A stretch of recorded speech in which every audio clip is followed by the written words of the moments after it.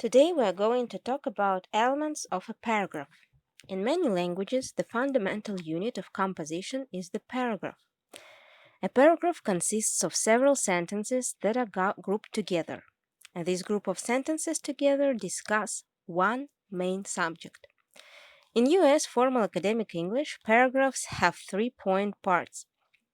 These 3 parts are the topic sentence, body sentence, and the concluding sentence.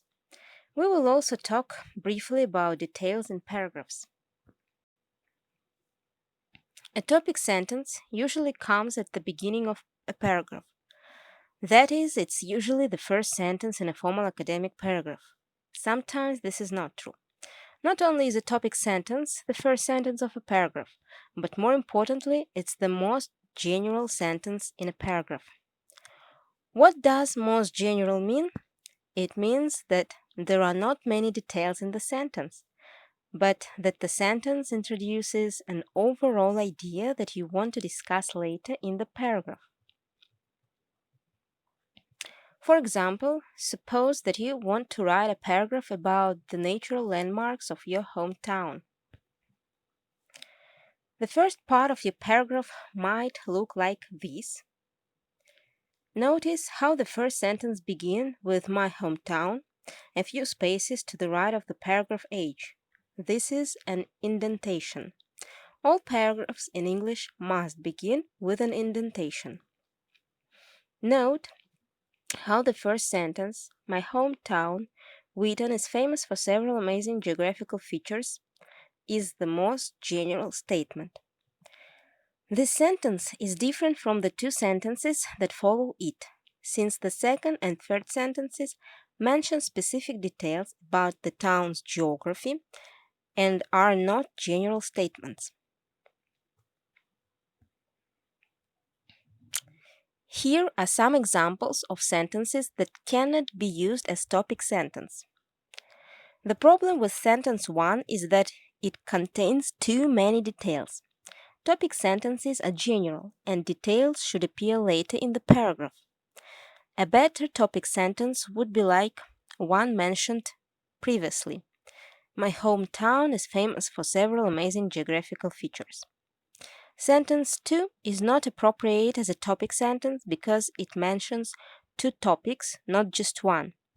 Paragraphs are usually about one main thing, and so their topic sentence should also be about only one main thing. The problem with sentence 3 is that it's too general. It is also very boring. Would you like to read a paragraph with this topic sentence? Most people would not. We can rewrite sentence 2 and 3 in the following ways to make it better. There are two reasons why some people like to buy cars with automatic transmission, or, in a different paragraph, there are two reasons why some people like cars with manual transmissions. The shapes of cloud are determined by various factors. Consider again the above-mentioned short paragraph. Again note how this paragraph is intended on the first line, about 5 or 6 spaces, and from the left-hand edge of the paragraph. Always remember to indent your paragraphs. When a reader reads a topic sentence such as, my hometown, Wheaton, is famous for several amazing natural features, a question should usually appear in the reader's mind. In this case, the question should be like, what are the natural features that make Wheaton famous? The reader should then expect that the rest of the paragraph will give an answer to this question. Now look at the sentences after the topic sentence. We can see that the second sentence in the paragraph, first it is noted for the Wheaton River, which is very wide and beautiful, indeed gives an answer to this question. That is, the second sentence gives some explanations for the fact that the Wheaton is a famous town.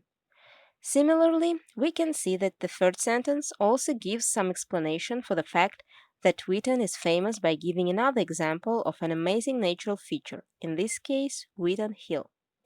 The second and third sentences are called supporting sentences.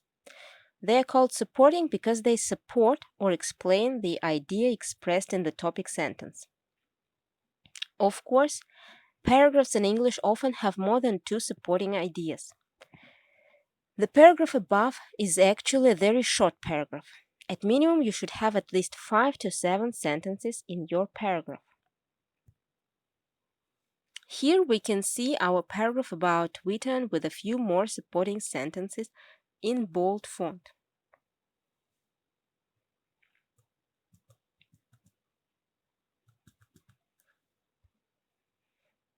In formal paragraphs, you will sometimes see a sentence at the end of the paragraph which summarizes the information that has been presented. This is the concluding sentence. You can think of a concluding sentence as a sort of topic sentence in reverse. You can understand concluding sentence with this example. Consider a hamburger that you can buy at a fast food restaurant. A hamburger has a top bun, a kind of bread, meat, cheese, lettuce, and other elements in the middle of the hamburger, and a bottom bun. Note how the topic bun and the bottom bun are very similar. The top bun, in a way, is like a topic sentence, and the bottom bun is like the concluding sentence. Both buns hold the meat, onion, and so on. Similarly, the topic sentence and concluding sentence hold the supporting sentences in the paragraph. Let's see how a concluding sentence in bold font might look in our sample paragraph about Wheaton. Notice how the concluding sentence, "These three landmarks are truly amazing and make my hometown a famous place," summarizes the information in the paragraph. Notice also how the concluding sentence is similar to, but not exactly the same as, the topic sentence. The short paragraph in this lesson is a fairly complete paragraph, but it lacks details. Whenever possible, you should include enough details in your paragraph to help your readers understand exactly what you are writing about. In the paragraph about Wheaton, 3 natural landmarks are mentioned, but we do not know very much about them.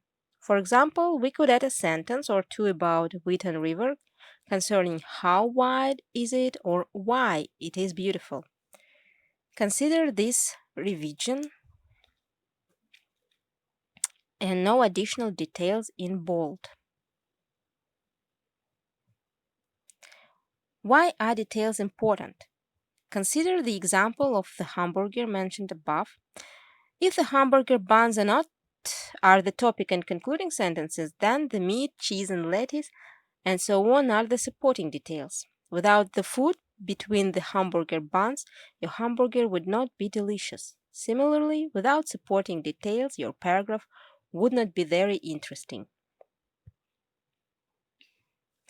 In addition to having a particular kind of or structure, academic paragraphs and multi-paragraph essays, which will be topic of another presentation, are different from ordinary writing, such as letter writing, in that certain kind of expressions are not allowed.